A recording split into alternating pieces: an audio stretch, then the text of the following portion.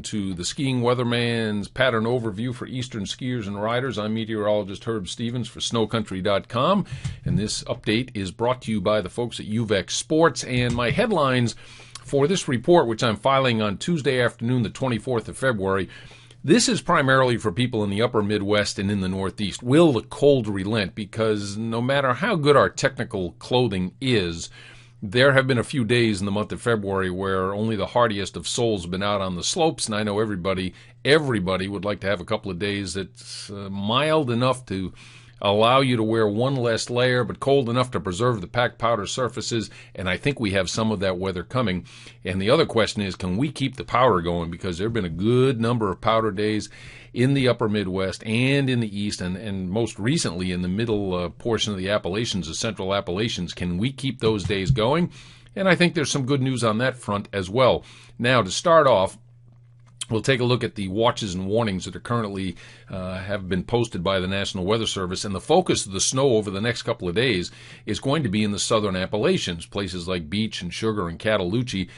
They are looking pretty good because a couple of southern systems will be traversing from Texas and the deep south, where there are winter storm watches up in places like northern Mississippi, northern Alabama, over toward Atlanta.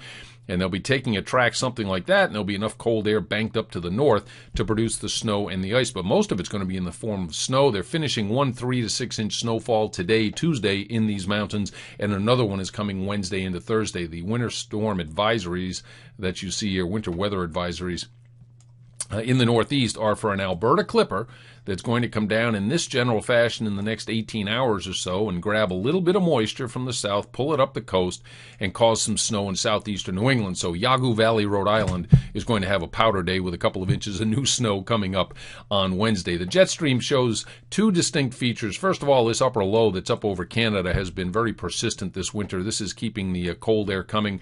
This system out here in the southwest has brought a lot of snow to the southern Rockies in the last few days, and that's good news. If you're headed for Taos, perhaps, or Telluride, you'll be happy to know they've picked up about 30 inches of snow in the last 3 to 4 days. So, and there's more on the way this weekend. Another system 4 or 5 days from now is going to pound the southern Rockies. So if you're headed to those resorts, your timing's good. Now, back in the Northeast and in the upper Midwest and down the Appalachian mountain chain, cold air is going to dominate.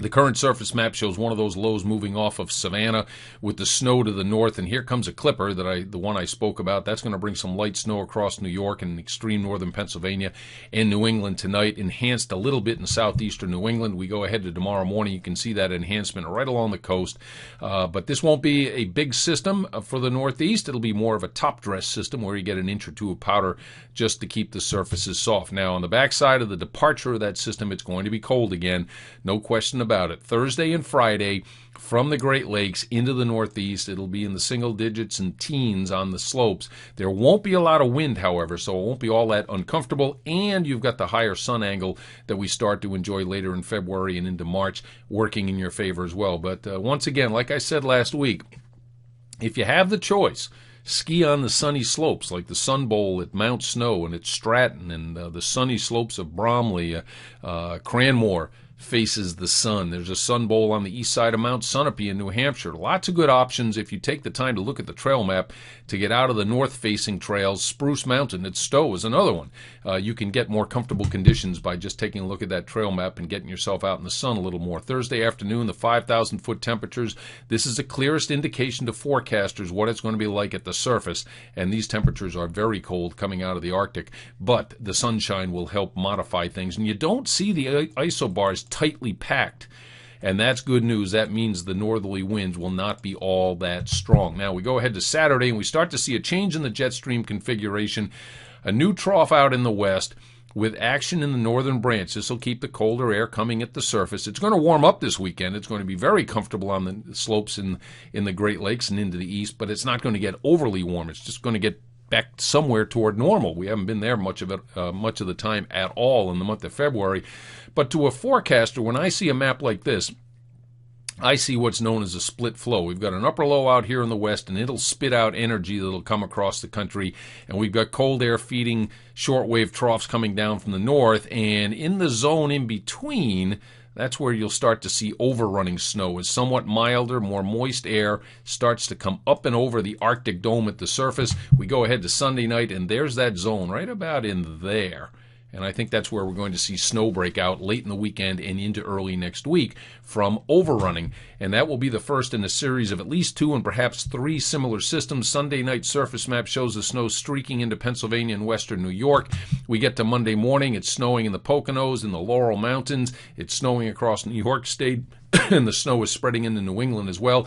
Doesn't look like a major event. Several inches is a good bet in most of the locations east of Ohio to the slopes of Maine, and that'll soften things up as well. The GFS forecast for snow over the next 7 days, again, you can see if you use the scale, you're talking about several inches of snow here, enhanced a little bit in southwestern Pennsylvania, but this little spike of purple, this is from the next one that's going to show up in the Northeast Tuesday into Wednesday, and the Canadian has a similar distribution, but they're not as bullish on this next stripe of snow coming out of the Midwest toward the Northeast next week. I happen to think there'll be 2 moderate snowfalls. The first one early in the week will be lighter than the second one, but nevertheless they are going to enhance the conditions. Down in the central and southern Appalachians with the second one midweek, there will be a question because of the northerly track of whether or not the cold air will hang in there long enough for snow. There might be some mixed precipitation down here with the second system. Now, as far as the longer term is concerned,